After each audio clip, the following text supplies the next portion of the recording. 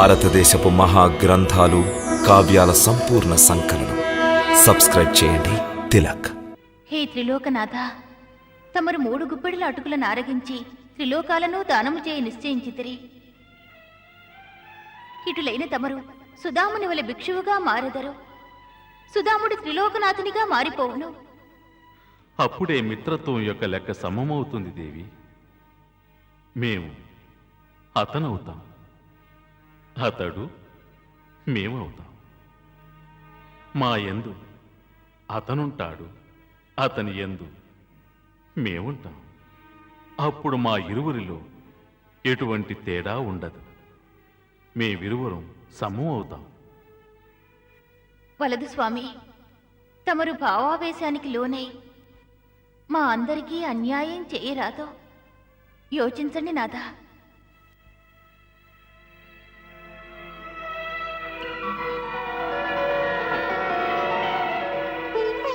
ఆహా, ఇది చాలా అన్యాయం స్వామి. తమరొక్కరే మీ వదిన గారు పంపిన అటుకులను ఆరగిస్తున్నారు. కానీ ఈ అమృతంలో మాకు భాగం ఉందని మరువకండి. ఏది, ఇలా ఇవ్వండి. అరే దేవి, తీసుకోండి, తీసుకో.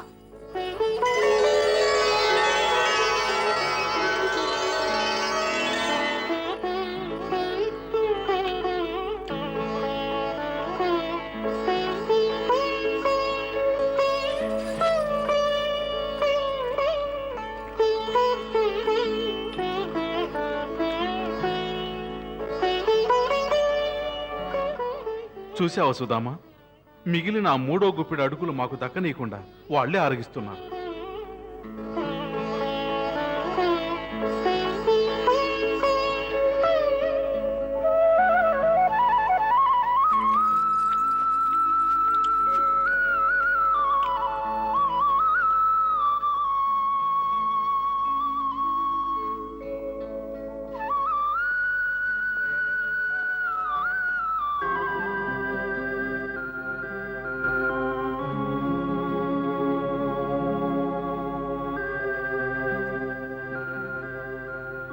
తమరు ద్వారకాధీశుల్ని కలిసిన వెంటనే వారికి మన పరిస్థితి గురించి వివరించండి.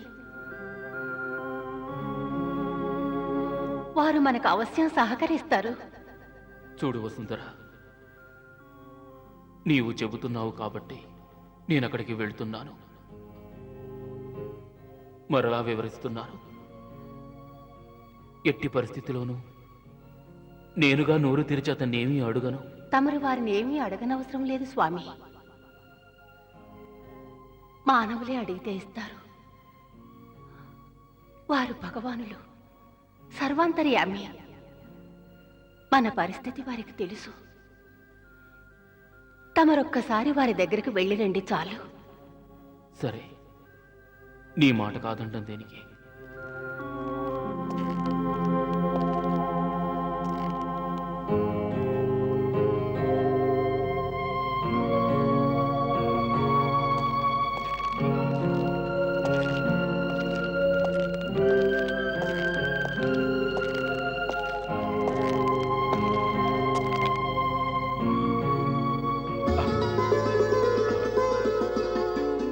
క్షమించాలి మిత్రమా, అనుమతి లేకుండా నీ మందిరంలోకి వచ్చాం.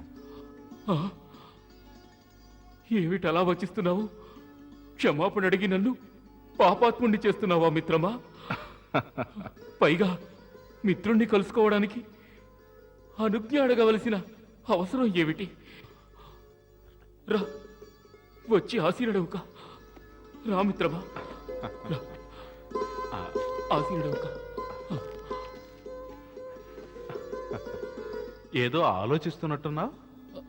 లేదు, ఏమీ ఆలోచించడం లేదు.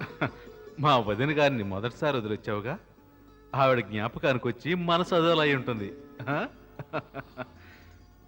రాకూడని సమయంలో వచ్చినట్టున్నాం.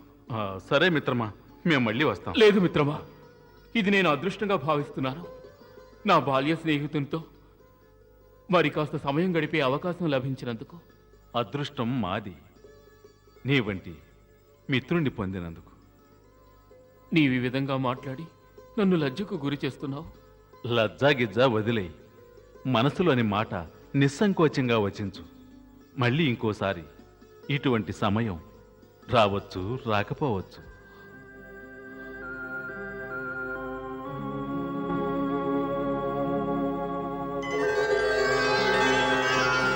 కోరుకో సుధామా, కోరుకో. ఇదే మంచి అవకాశం. నీవేం కోరుకోదలిచావో కోరుకో. ఆ, లేదు లేదు. సుధామ, మనది మంచి మిత్రత్వం. నీలో నువ్వేదో మదన పడుతున్నావు కానీ మాకు తెలియజేయటానికి సంశయిస్తున్నావు. చూడు, మిత్రుని దగ్గర దాపరికం ఎందుకు? చెప్పు మిత్రమా, చెప్పు.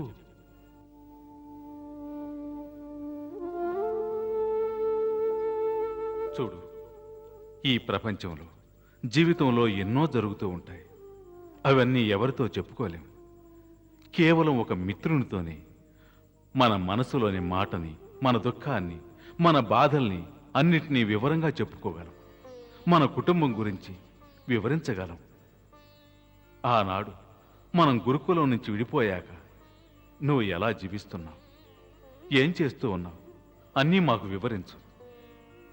ఈ ప్రపంచంలో మిత్రుని కంటే అధికంగా సహాయం చేయగలవారు వేరొకరుండరు. వేరొకరుండరు. బంధువులు, సోదరి, సోదరుల కంటే అధికంగా మిత్రుడే చేయగలడు. కాబట్టి చెప్పు.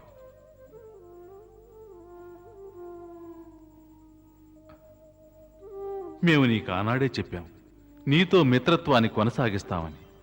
ఇప్పటికీ మేము అదే చెప్తూ ఉన్నాం. నీతో మిత్రత్వాన్ని కొనసాగిస్తాం. చెప్పు, ఏదైనా సేవ, ఏదైనా పనా, ఏదైనా సహాయమా? అరే, మిత్రుని దగ్గర దాపరికం ఎందుకు? విషయం ఏమిటో చెప్పు. లేదు, ఏమీ లేదు. నీవు అనవసరంగా సందేహిస్తున్నావు. ప్రస్తుతం నాకేమీ అవసరం లేదు. నీ దయ వల్ల ఇప్పుడు నాకు ఇక్కడ ఏ లోటు లేదు. ఏ లోటు ఎక్కడ లేకపోవచ్చు. మా ఉద్దేశం మీ ఇంట్లో అందరూ క్షేమమే కదా అని. క్షేమమే. మాకు వదిన గారు తప్పకుండా ఏదైనా సందేశం పంపించుంటారే. అటుకుల వంటి అద్భుతమైన బహుమతిని పంపించిన వదిన గారు మాకు ఏ సందేశం పంపలేదంటే ఎలా నమ్మగలం? ఆ విధంగా ఏదైనా సందేశం పంపి ఉంటే అటుకులతో పాటే దాన్ని నివేదించేవాణ్ణిగా. ఎవరికి తెలుసు, అందరి సమక్షంలో అడుగులు దాచిపెట్టాం. ఆ విధంగానే సందేశాన్ని కూడా దాచిపెట్టుండొచ్చుగా. ఇక్కడిప్పుడు మేము తప్ప మరొకరు లేరు. మరింకా సిగ్గెందుకు? చెప్పు, వదిన గారి సందేశం ఏమిటో చెప్పు. నేను వస్తుండగా వసుంధర ఈ విధంగా సెలవిచ్చింది. ఏమని? అదే, తమ మిత్రులకు తెలియజేయండి. ఏమని? వారి కృప వలన ఇక్కడ అందరూ క్షేమంగా ఉన్నారు అని. అంతే.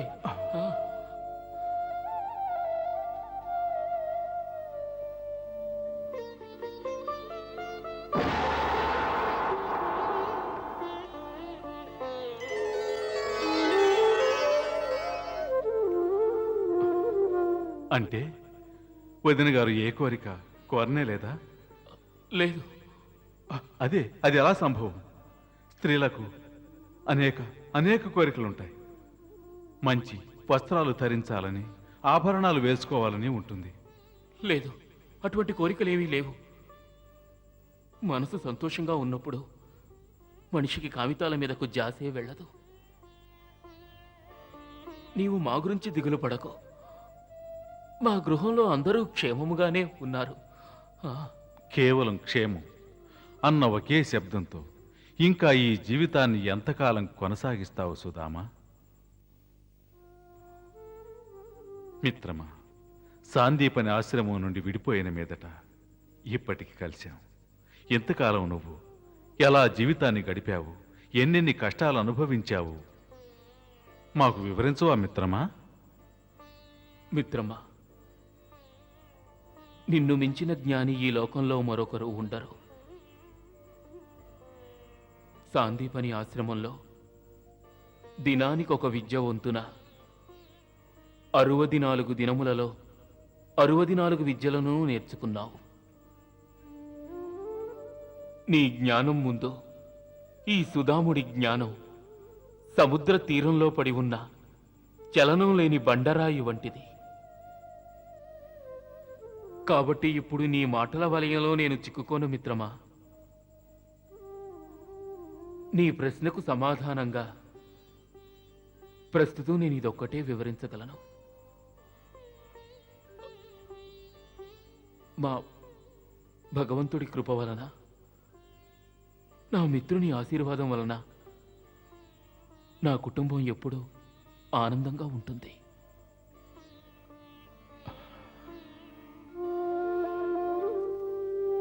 అలాగే నువ్వు చెప్పినట్టే ఆనందంగానే ఉంటుంది. అటులని అగుగాక.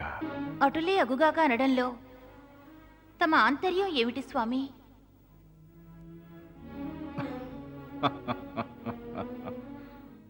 అతని మాటలలో సత్యము లేదన్న సంగతి తెలియనిదా? సుధాముడు సత్యమును దాచినాడు. సుధాముని ఇంట ఎవరు క్షేమంగా లేరు. వారు బాధలు పడుచున్నారు. తన ఆత్మాభిమానంతో తమరికి కష్టం కలిగించరాదని తన దీన పరిస్థితిని సుధాముడు దాచిపెట్టినాడు.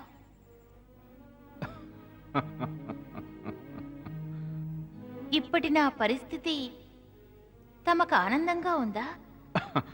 ఆనందిస్తున్నది నీ ఆందోళనని, వ్యాకులతని చూసి. ఆనాడు ఆ అడవిలో సుధామునికి మా చేత్తో ముద్ద తినిపించలేకపోయావని విచారిస్తున్నప్పుడు మురళీ మనోహరునిగా మా అవస్థను చూసి ఆనందించావే నువ్వు. అలాంటి ఆనందమే మాకు కలిగింది. అప్పుడు నువ్వు మా ముఖమండలంలో మాతృత్వం గోచరిస్తుందన్నావు. అదేవిధంగా ఇప్పుడు నీ ఆపాద మస్తకం మాతృత్వం మూర్తీభవించింది. మరి సుధాముని పరిస్థితిని చూసి ఓ తల్లివలి నేను ఆందోళన చెందరాదా అని మేము అనలేదే స్వామి. ఓ మాతృమూర్తిగా నేను ఆందోళన పడుచుండగా తమరేల నిశ్చింతగా ఉంటిరి. సుధాముడు అందరూ క్షేమమేనని అసత్యం పలికినా అటులనే అగుగాక అనడంలో తమ ఆంతర్యం. దేవి, సుధాముడు తన కుటుంబం అంతా ఆనందంగా ఉన్నారని అబద్ధం ఆడాడు. అందుకు మేము అటులనే అగుగాక అన్నాం. అంటే ఇక మీద అటులనే అవుతుంది.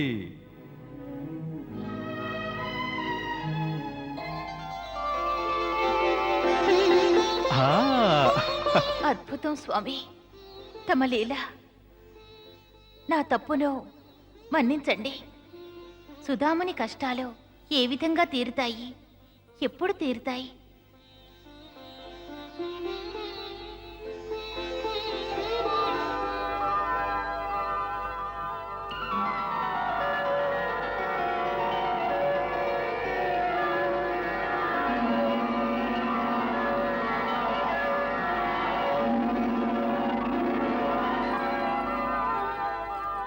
మాధవ, విశ్వకర్మ ప్రణామాలు స్వీకరించండి.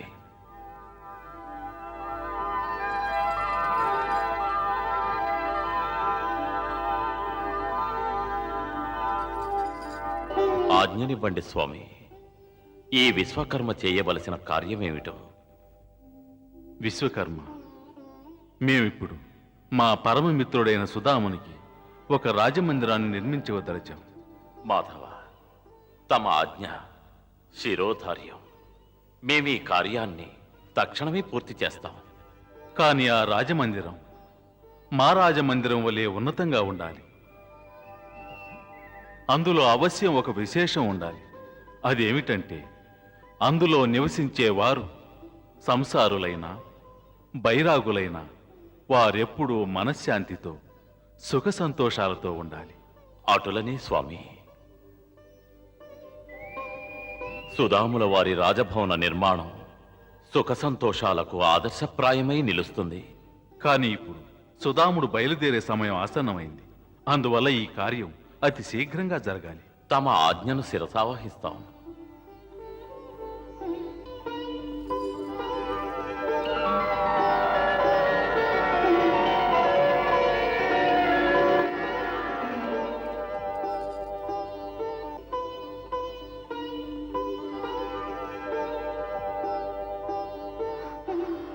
ధన్యులు స్వామి, తమరు ధన్యులు.